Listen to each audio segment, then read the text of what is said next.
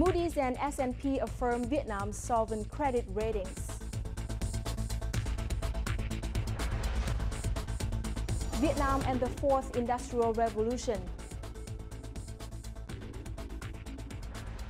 Hello and welcome to this edition of BizLine brought to you by VTV International. You're with me, Lina Pham. And as usual, we'll begin our program by reviewing the economic highlights over the past week.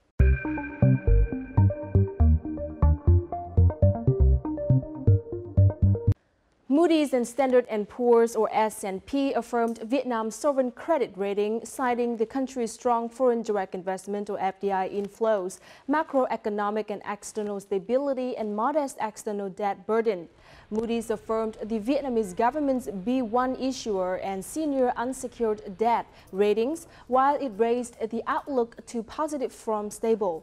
S&P Global Ratings also affirmed Vietnam's long-term B credit ratings and short-term B credit ratings with a stable outlook, which reflected the company's expectation that growth prospects will continue to improve, leading to gains in its economic and fiscal measures. According to a report published recently by the Foreign Investment Agency under the Ministry of Planning and Investment, the total amount of newly registered added and contributed capital from foreign investors so far this year reached $10.95 billion, an increase of 40.5% compared with the same period last year. In the first 4 months of this year, there were 83 countries and territories investing in Vietnam. Specifically, the Republic of Korea ranked first with $4.05 billion. Second was Japan with $1.85 billion, and third was Singapore with $1.1 billion. The Ministry of Agriculture and Rural Development, or MARD, has sent its representatives to China to seek outlets for local pork amid the product's considerable price decline. The ministry recently revealed measures to save domestic pig breeders who are on the verge of bankruptcy. Vietnamese pork prices have reached a record low and are also the lowest in the world. At present, pork is being sold for $1.1 to $1.23 per kilo. The country's total retail sales and services revenue has reached nearly $57 billion so far this year, a year-on-year increase of 6.7%. The growth rate was lower than the growth rate of 7.8% this time last year, according to the General Statistics Office. Purchasing power decreased in the first 4 months, making growth rate of total retail sales and services revenue in this period lower than the growth rate in the same period of last year. Revenue of accommodation and catering services in the first 4 months surged over 11%, while revenue of the tourism and travel sector had the lowest growth rate at 6.3% year-on-year. Vietnam National Shipping Lines, or Vina Lines, is looking for its strategic investors in Singapore. According to Vina Lines' Market Development Department, the company is implementing equitization and is set to launch its initial public offering, or IPO, this December with a chartered capital of $550 million. The state will hold 65% of the chartered capital at a parent company, while strategic investors will have an opportunity to hold up to 17.25% of the chartered capital. Foreign investors will have the chance to join key seaport projects that Vina Lines will carry out in 2017-2020 period. The company also participated in Sea Asia 2017, a premier maritime conference and exhibition in Singapore from April 25th to the 27th. Recruitment in the IT sector in Vietnam back in 2013 was at nearly 6,800, but the figure increased to 15,000 last year, according to Vietnam Works, one of the leading online job recruitment agencies in Vietnam. As such, demand for the IT personnel increased by 2.2 times over the 4-year period and reached its peak. Ho Chi Minh City remains the IT hub of the country, with 53% of job recruitments. Meanwhile, 46% of job recruitment was in Hanoi last year. Also, according to Vietnam Works, 15 years ago, most IT recruitment was software outsourcing, but it's now moved towards the service sector. A survey by Nielsen Vietnam shows that 86% of Vietnamese are willing to pay higher prices for healthy, environment-friendly products and green brand names. Consumers are now more informed and will boycott products that are harmful to the environment and to their health. To catch up with the trend of sustainable development, managers and businesses have to develop national brand names for green products. An eco-labeling program called Vietnam Green Label has been implemented over the past decade to promote the production and consumption of environment-friendly products and the sustainable use of natural resources. The application for Vietnam Green Label designation is simple and free. Businesses with Vietnam Green Labels are committed to social responsibility, which boosts their competitiveness as well as their profits. Ho Chi Minh City's authorities are proposing a plan to limit or ban motorbikes in the central districts by 2030. The local government has justified this move with the belief that motorbikes are the main cause of traffic congestion. According to experts, the number of motorbikes is projected to continue skyrocketing due to lower costs.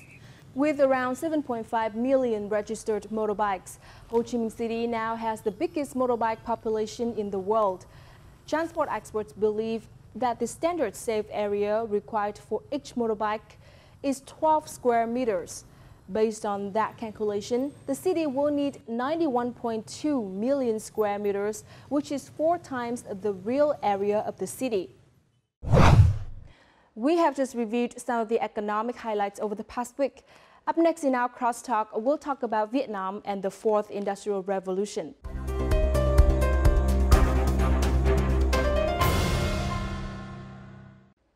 To reach 50 million users worldwide, telephone took 75 years.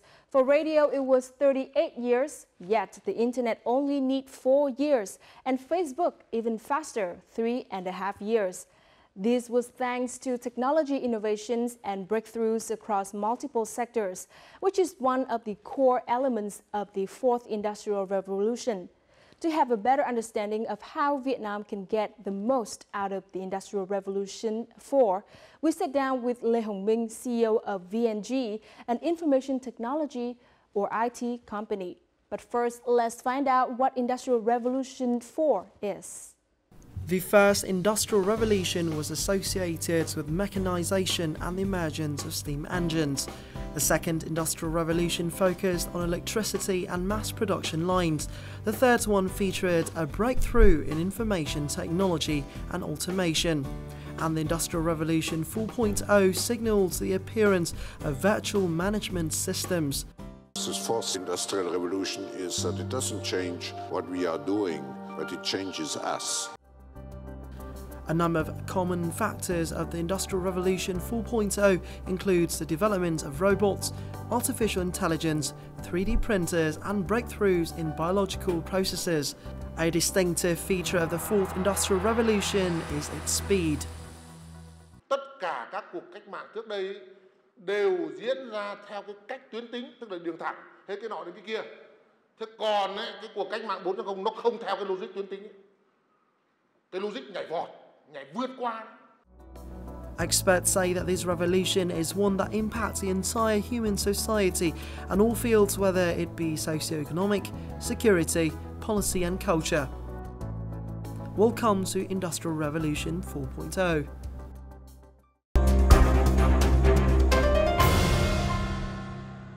Hello and thank you very much for joining us today. So recently, Industry 4.0 has been mentioned in a lot of discussion sessions, and there are several definitions of Industry 4.0 already. As an industry insider, what's your definition of Industry 4.0? All I can say is that we are in a period of incredible technology development, and the rate and the velocity and the penetration of technology is so much that I think that people, different people are going to try to have different definition for it. If you want to have a kind of like a simple, understanding, and we can say that the greatest 3.0 is all about computing, right? So computer, personal computer, and that Mac company like Microsoft. And then, 30 years ago, when I first touched a computer, is something fixed, and you have a lot of kind of like admiration for a piece of equipment. But today, everybody have a computer, on their hand, which is the mobile phone. And you can think of, the so-called 4.0 is we have computing power everywhere. The fact that we have enormous, or maybe we can say infinite computing power. And a lot of people say it's going to even have so much impact on how we can, exist as human beings. So, in your opinion, what led to Industry 4.0?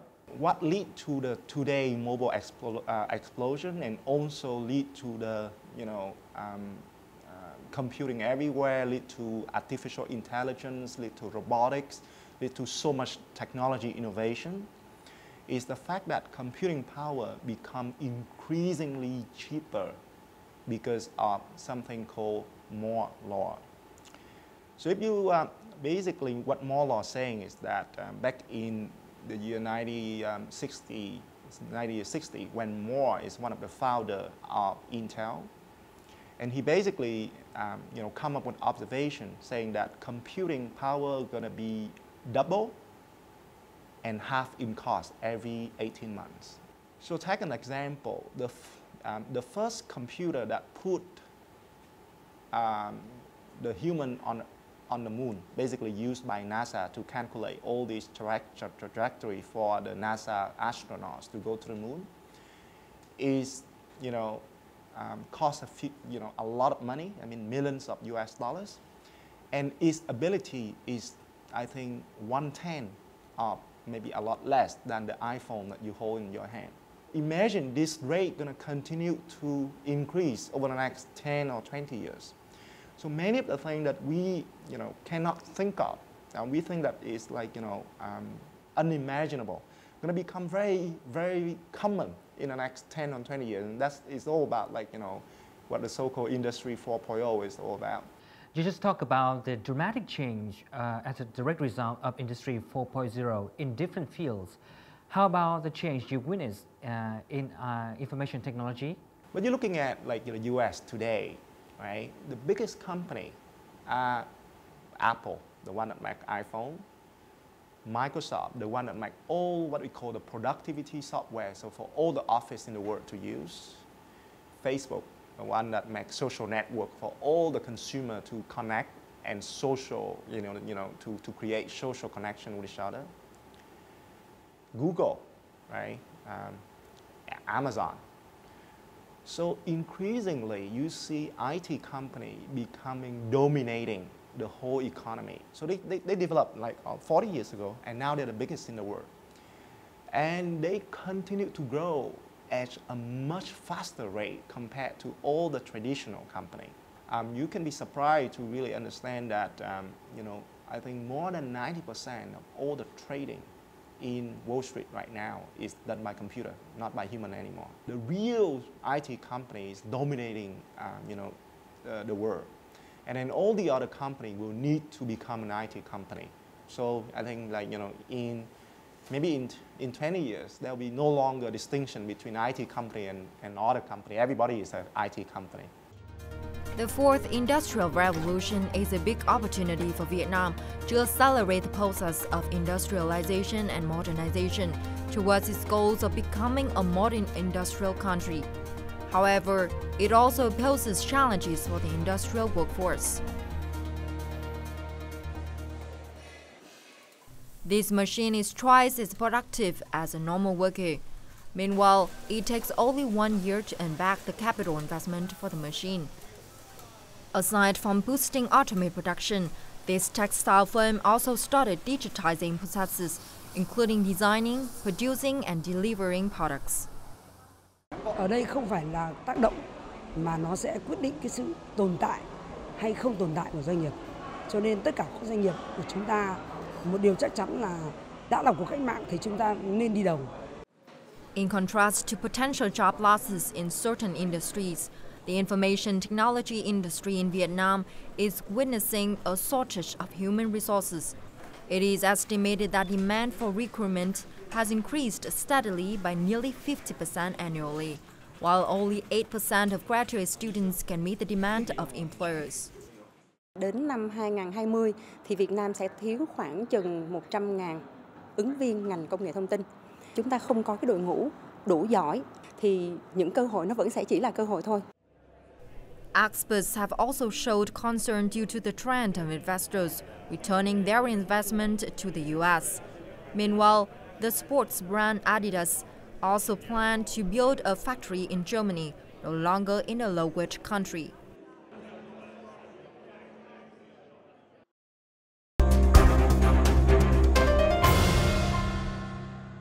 So what is your forecast of the role of human being in the Industry 4.0 era, where a lot of jobs will be replaced by machine? In the in the computing and technology field, there's a lot of debate about it. So we create mechanical tool to help with our physical ability. So like all the machine, we create the computers and phones and communication technology to help increasing our ability to calculate or to communicate. Thinking is the final ability that the machine right now cannot do. But if they're able to do the thinking, and then once the machine doing the thinking, they can have what they call infinitely smarter than the human. Then normally, according to evolution theory, then will be replaced. That is the pessimistic field. The optimistic saying like we always have the ability to outthink the computer. So, or we can control it because we are the creator. So we can control it and make the computer to work for us instead of replacing us. And you know what is the most popular job in the US right now? Truck driver. I would so believe that in the next 20 years, all those truck drivers will be gone. Because, truck will drive itself. What those truck drivers are going to become, I don't know. Hopefully the market mechanism going to be able to kind of like, retrain some of them. So you just said about the unprecedented technology that we've never seen before. So with that, we can empower the little giants, right? The opportunity is a lot bigger. Taking an interesting example, Flappy Bird, which is like, a lot of the Vietnamese, they're really proud of. So 10 years or even 15 years ago in the PC age, to have a single Vietnamese developers creating a product for 100 million users in the world to use on PC is going to be impossible. It's impossible because number one, even we can have a genius creating something that 100 million want. It's impossible for us to distribute those software to 100 million people. Right now, because of the mobile phone, because of App Store, because of the, right now all the distribution is digitalized. It's no longer physical distribution. Big companies, they have a disadvantage because they being stuck a lot in their what they call existing business, right? And then if you're stuck in existing business, it's very hard for you to pursue new things. And small startups, small companies, or new company, they can pursue the new ideas, new innovation, and they capture opportunity and becoming, and grows very big in a very short time. Facebook is, a company with about 13 years old, so it's not so young or so small.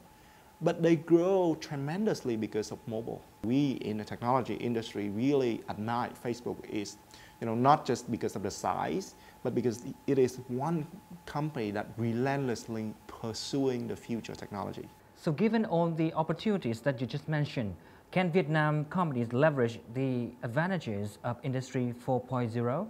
People often say that because Vietnam is, going, can capture new opportunity, jump on the new technology trend and creating new product.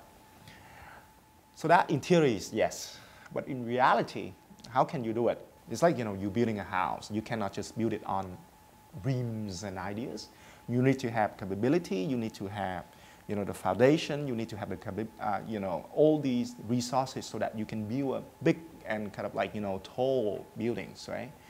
So talking about what is the foundation, and you're looking at, you know, all these companies that, you know, prime example of Industry 4.0, the Google, the Facebook, the Microsoft, the Uber of the world, they normally are all come from established countries like US and now increasingly China. They have a big market so that one innovation can, you know, get a lot of attention in terms of capital investment, and bring that innovation idea to commercialization in a very kind of like, you know, effective way. You know, how we can create environment and the foundation so that, you know, small company or startup in Vietnam can really be able to scale and capture the new technology trend and creating, you know, really significant value. Still a question that, you know, I don't really have an answer. And the optimistic part is, you know, okay, you know, we are young and we are enthusiastic and we're supposed to be smart, so hopefully we can do something. So do you mean that Vietnam needs to put more effort in building an ecosystem for companies to grow in Industry 4.0? And it's a very good sign that government and a lot of government bodies talk about, like, you know, let's create a, you know, this startup environment, let's promote startup, let's promote entrepreneur. But translating that to real policy, translating that to result, gonna take effort from many different bodies, you know, not just the top. And that effort will have to be consistent over a long period of time. Small, young company don't have a lot of resources, you know, created by technology people who don't normally have the business skill. Another big area is the education. The number of people and the quality of, you know, undergraduate that coming out from university in Vietnam that can, you know, programming is relatively very small to the scale of Vietnam. So, you know, you're talking about India. India every year have about more than 150,000 to 200,000 people who graduate on good skill set of IT programming. Vietnam, less than 10,000. The gap is big, right? So education is still a lot of, you know, a lot of effort, as, you know, not on a tertiary kind of like, you know, level, but on, I think, on the university and kind of like skill development. Technology innovations have paved the way for sharing economy business models, such as Uber or Grab services, which are getting more and more popular in Vietnam.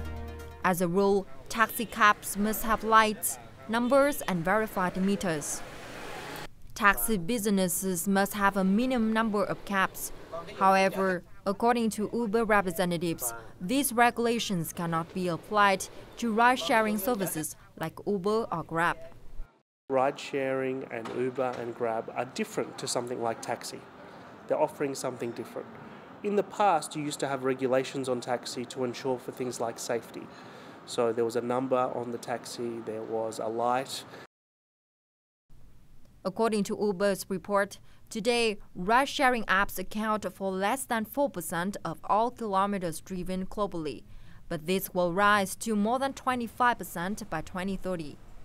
Experts say that for new economic models, regulators have two approaches. Firstly, making sure the new model adheres to current regulations. Secondly, is loosening old rules if tightening them is not feasible. Cũng giống như ta phải dọn dẹp cái tủ quần áo để bỏ những cái món đồ lỗi mốt đi, thì các cơ quan quản lý nhà nước cũng phải dọn dẹp, cũng phải rà soát lại các cái hệ thống quy phạm pháp luật. According to a representative of the Ministry of Industry and Trade, the sharing economy will help leverage idle resources of individuals. The model is also contributing to boosting economic growth and applying science and technology. For this reason, there is a need for the change in the way management responds to these models, as well as to better adapt to the fourth industrial revolution.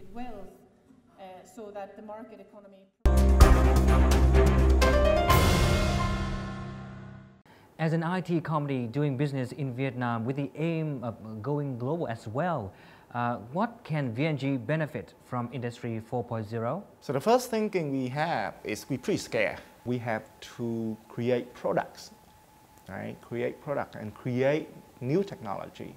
I mean, not necessarily we have to come up with technology that so new, like, you know, we have to invent new things, but how to bring the ideas of new technology and translate them to kind of like practical, you know, use in Vietnam. Take, for example, Zalo, which is our mobile messaging, right? So, you know, it's just a simple idea. It's basically mobile messaging. You create a software on mobile phones so that people can communicate with each other. But underlying that is a lot of technology that we have to use and learn, and right, you know, not just like creating kind of like data storage and management and processing for millions and millions of people communicating with each other. People say that in every difficulty there's a seed of opportunity. So where's the seed of opportunity in the case of VNG here? I think that the challenge of us facing is also a challenge of a lot of Vietnamese companies, you know, whether you're an IT company or not, is how to find the resource that really be able to understand and develop all these complicated technology or complex or advanced technologies and apply it into an environment like Vietnam. We are still talking about like how to put together the first AI group within VNG, and we do it in a very kind of like simple way. So for us right now, it's still a lot of experimentation, understanding the technology, and hopefully in the next few years, then we can translate those understanding into practical products. Today, you're looking at companies in Vietnam. The biggest one is the real estate company, is the banks, is the consumer good company. We hope that in 10 years time, the biggest company is going to be IT company. That trend is inevitable.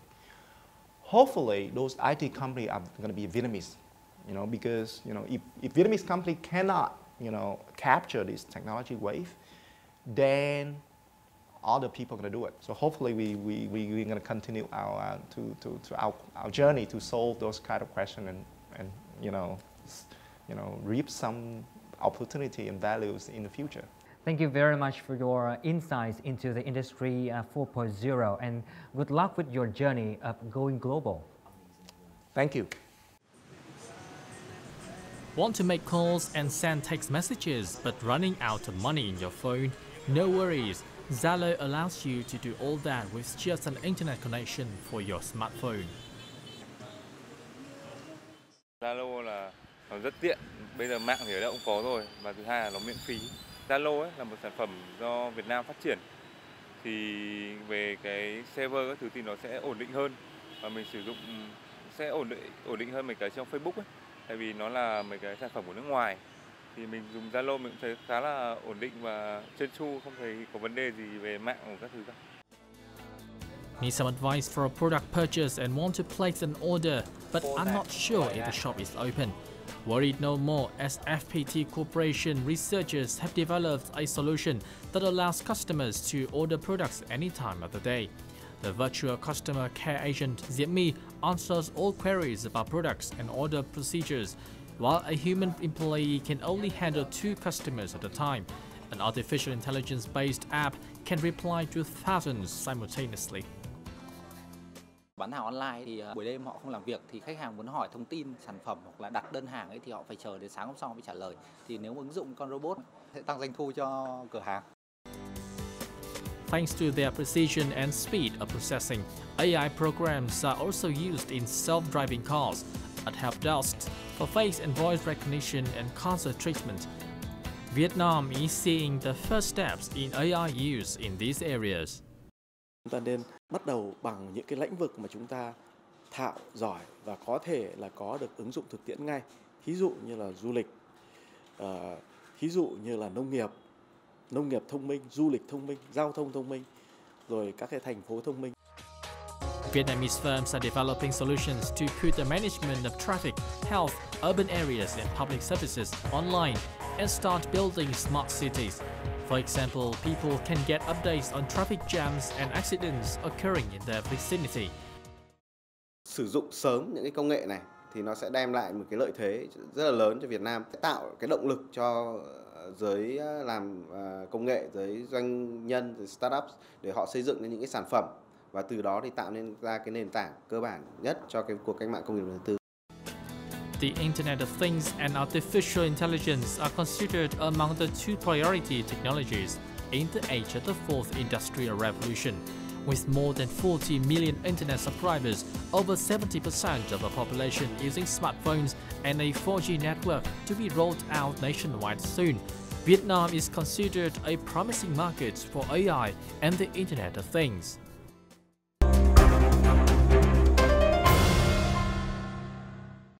In the context of the fourth industrial revolution, Vietnam will need to find solutions to tackle challenges such as job loss due to developing technology and lack of workers in certain areas such as IT.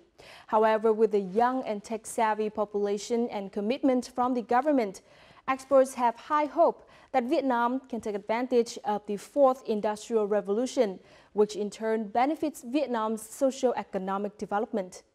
And that also wraps up this edition of BizLine. Thank you very much for watching. You can always rewatch our program at vtv4.vn or youtube.com/vtv4go. From our team here in Hanoi, until next time.